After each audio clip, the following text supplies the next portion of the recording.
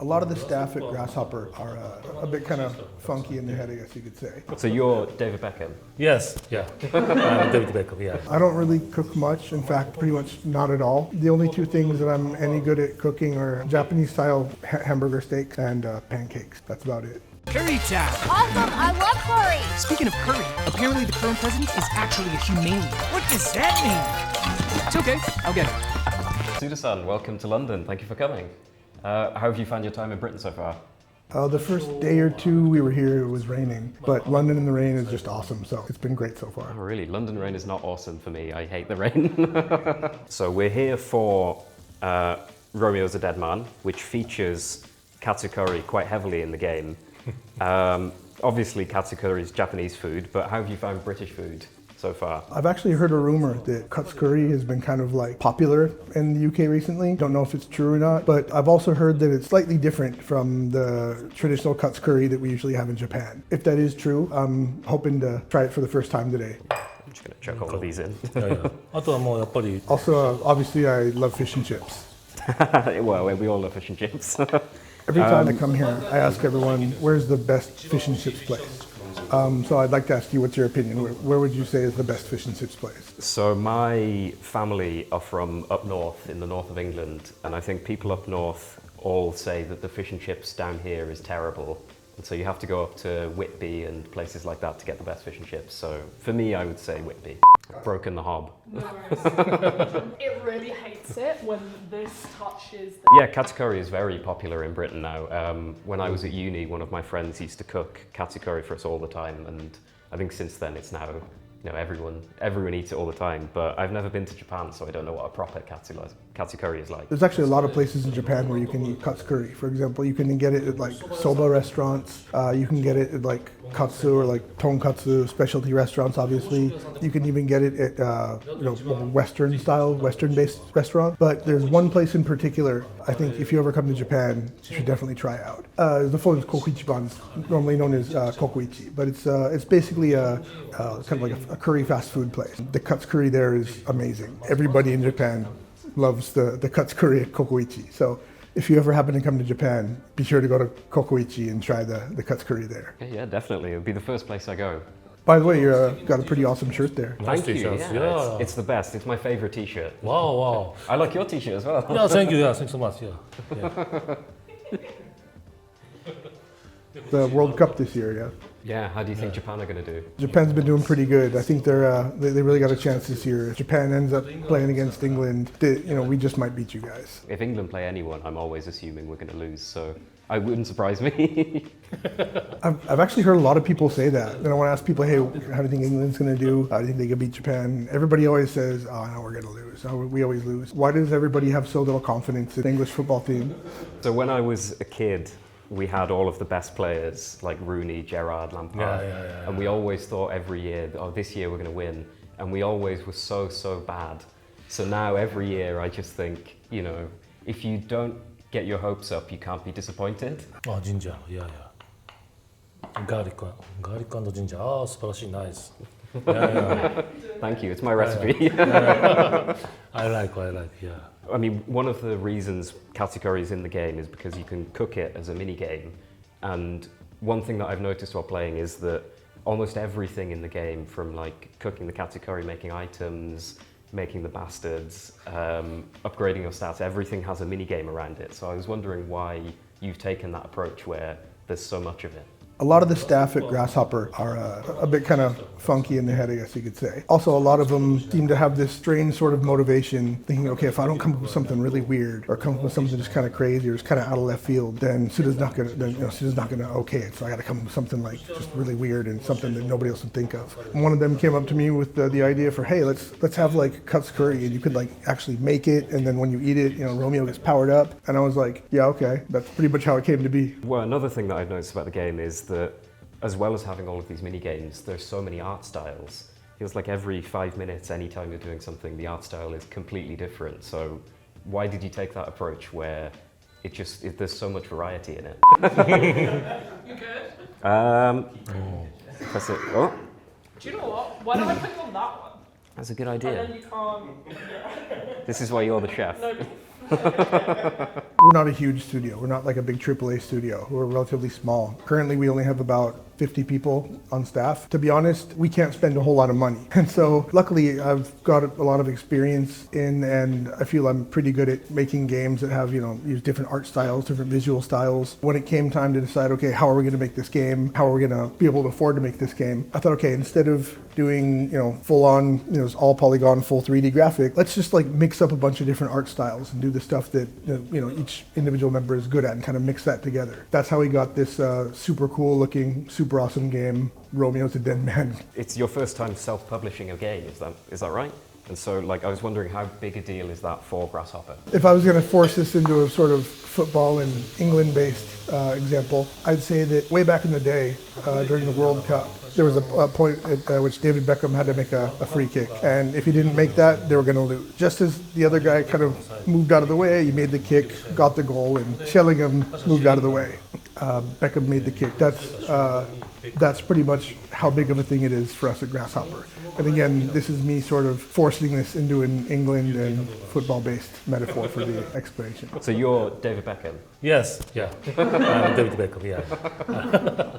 I even used to have this kind of hairdo and everything back in the day. Is it ever going to make a comeback? Recently there's been various issues and whatnot with the Beckham family. Maybe let's not get into that. Yeah. So another thing I want to know is, you have, you're always having references to musical influences in your game. And it seems to me like there are a lot of British bands that you like as well. So I was interested in what kinds of, in how music has sort of influenced your approach to making games. When I was a teenager, way back when, I heard the Smiths for the first time. And the first time I heard it, the best way I could think to describe what I felt was, in a good way, this sort of visceral reaction, or there was just something that kind of woke, was awoken inside of me. I was just like, wow, I've never felt anything like this before. I've never heard anything like this before.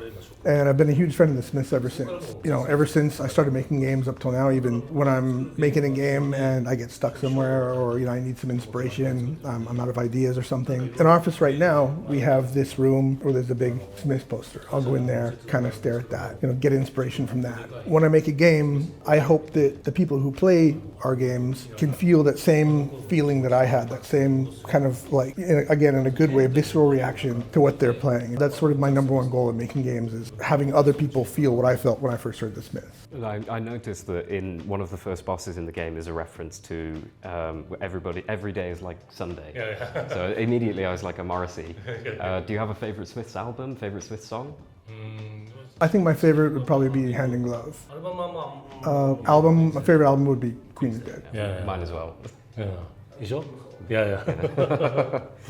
And you said as well, you always want to be doing something new with your games.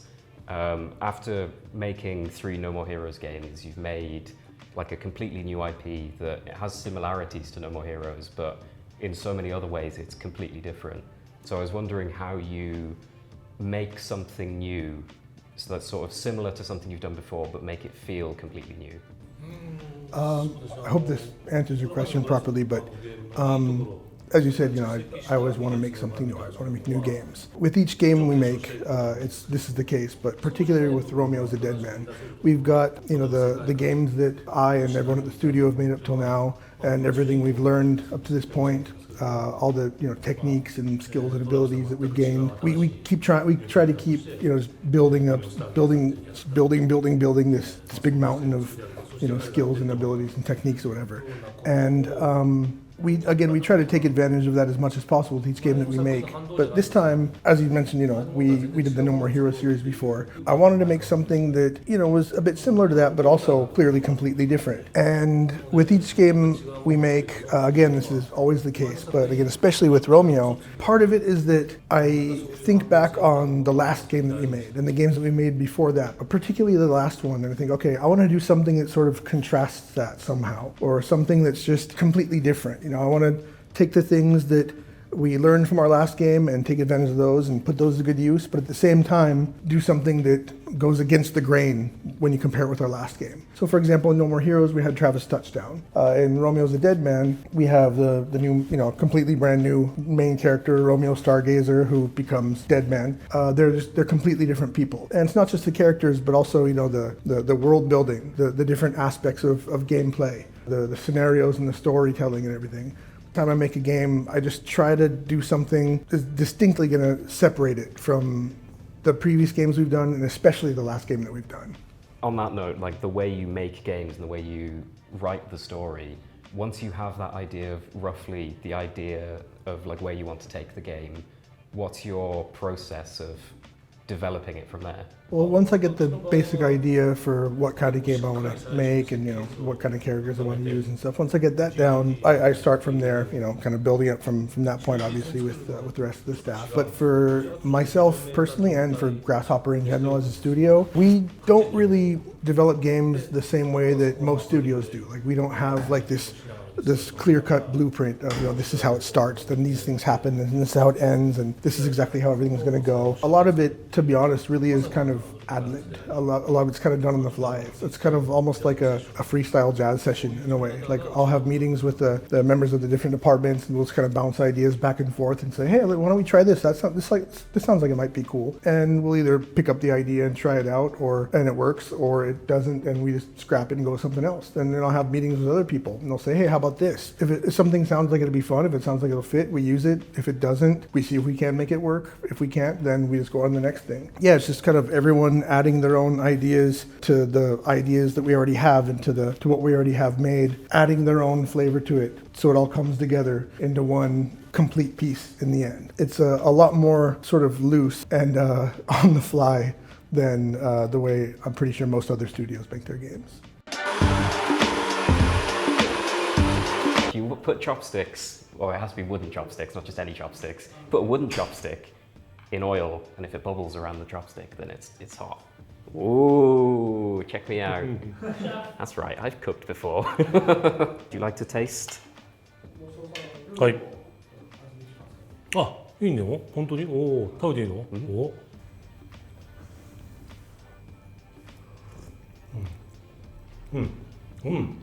美味しい。Very good. ああ、ニンニク効いてる。いいね。You can really taste the garlic. It's great. 大好きだから、yeah. I love this kind of flavor. Yeah, Yes! yeah. Nice. Yes! うまい。うまい。This is good. This is really good. Umai. うまい。うまい。Yeah. うまい。うまいよ。 I really love how the garlic and the flavors, they mix together and they really come out. Fab. Right, here we go. Here we go. おー The moment of truth. すごい。わあ、いい音。ナ There イ we スサ go, ウン it's ド。ナイ in. スサウンド。Yeah. One thing that's always present in your games is they always have like a serious theme, but the presentation of it is always it's colourful and it's silly and it's fun. So I was wondering how you combine those two without one of them being overpowering compared to the other. I don't have a set in stone blueprint for neither this scenario nor the general game design. I do to some degree kind of decide near the beginning of, when I really start writing stuff down, okay, I want to have this kind of battle take place, and I want to have something go on in like this sort of location. And I want the characters to do something like this. And it's just a really rough outline. Again, it's not like, okay, this is a blueprint that we have to follow. But when I come up with the themes that I want to express in the game and how I want to express them, I come up with them kind of simultaneously, and again, just sort of as I'm writing out the game. I generally try to follow the very, very loosely put together themes and beat points and rhythms and stuff that I come up with in my head for the, when we develop the actual game. It doesn't always turn out like that the way I expected. Sometimes it does. It just sort of kind of comes together in the end where, as you said, you've got serious themes and some kind of crazy, funky stuff going on. I don't really put a whole lot of conscious thought into keeping that balance. It's just sort of how it ends up. So yeah, if you try and pick out from one end, oh look at that. おー、いいね。 Good to go? ああ、いいじゃん、いいじゃん。 Or like, yeah, okay, あ awesome. あ、衣がいい感じ。 How about that? ナイス、ナイ I'm a chef. ス。おー Would you like to do one? Put one in? Yeah. いやいやいや。俺やるんだ。オッケー。I don't really cook much. In fact, pretty much not at all. The only two things that I'm any good at cooking are Japanese-style hamburger steaks and pancakes. That's about it. Those are both good things to know how to cook, so. So when we spoke at Gamescom, Yeah. I asked you what your favorite games were, and you said all of Grasshopper's games. So I don't want to make you rank them, but I wanted to give you a couple of games and ask you what your favorite thing about it is. よいしょ。おー、いい感じだね。OK。いい感じ、いい感 Did that much more easily than I did. The Silver Case. じ。Yep. Well, for one thing, it was our debut title, so there's that. And also, when I made the Silver Case, I pretty much put everything that I had wanted to put into this game. I think it was about 5 or 6 different games worth of stuff that I had in my head, and I managed to put it all into this one single game, and it came out the way it did. So that would probably be my favorite part about the Silver Case, is just having been able to just stick everything in there. I'll be honest, I was not really paying attention to how exactly you guys were doing this. Not very well. Just like lay it away from you like gently, just so you don't get smudged. Oh, okay. Yeah, perfect. That's it. Very good. Perfect. Killer7. あー、キラーセブンね。 For Killer7 work, not just me myself, but the entire staff were working literally like 365 days a year. In Japan, we have a term that translates to black corporation or black company, which is basically a company that plays it kind of fast and loose or just completely ignores things like labor laws. We were pitch black at the time. That's just to show to try to explain how much time and effort we put in making the game. These days, you could not develop a game the way we developed Killer7. Again, in Japanese, we have the opposite word, a white corporation or white company, which is someone that follows all the rules, down to the letter. We're stark white now. We could definitely never develop a game the way we developed Killer7 ever again. So never happening again. There's only one Killer7. No more heroes. おー。 When we made No More Heroes, we had Travis Touchdown, who came to be basically like the character that represents Grasshopper Manufacture. Just Travis Touchdown. That's it. Nothing else. Just Travis. Lollipop Chainsaw. おー。 My most fond memory of Lollipop Chainsaw was not only that we got to work with Warner Brothers, but that I got to create the game together with James Gunn. He's a really creative guy. Honestly, it was James Gunn being involved that brought the game up like at least 1 or 2 levels higher than it would have been without him. He really elevated the game. Romeo Is a Deadman. おー。おー。 I just hope it sells really well. Well, I've been playing it and it's very good, so I'm sure it's going to sell very well.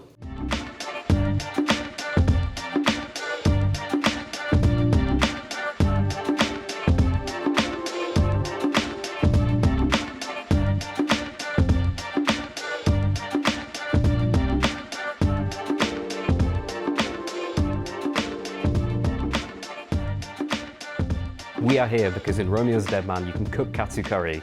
Today I've cooked a Katsu Curry for you. I want you to tell me, how good is my Katsu Curry? Before I've actually tried it, I'd say A at this point. Okay, I'll take that. Very さあ happy with that. 食べたらまた変わりますからね、評価は。 Once I eat it, the grade's probably going to change somehow. Okay. Okay, well, after you. はい。いいではですか？先にどうぞ。はい、いただきます。いただきます。おお。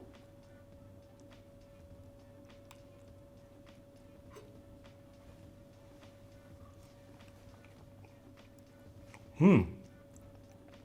うまい。ああ、うまい。カツね。 It's really good.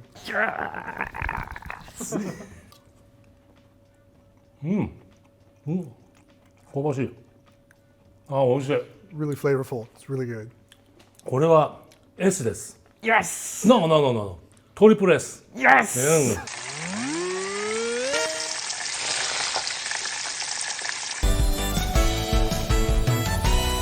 わあ、美味ししい。 Really, really good. Yeah, very good. Place that I さっき talked 話 about した earlier in Japan, ココイチのカレー、 Kokoichi, まあ僕好きなんですけど、 the curry chain. Whenever I go there, ココイチの when カ I レ get ー、 Katsu カツカレ Curry, ー I get it's called ささみカツカレー Sasami Katsu Curry, which is, you know, で made ま of さ chicken. に And これも you know, フライング this ですから using similar chicken and everything, it reminds me of that, but I think this is actually even better than the curry at ココイ Kokoichi. チよりも。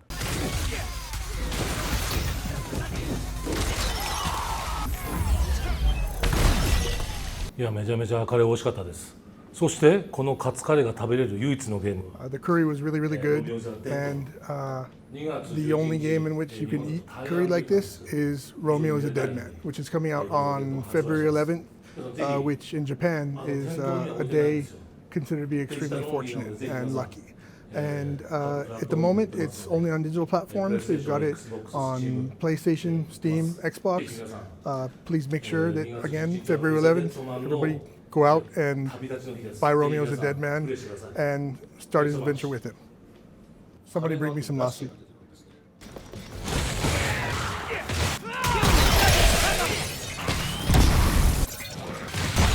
If you want to cook katsu curry that is as good as this, you can get the recipe on the Good Food website.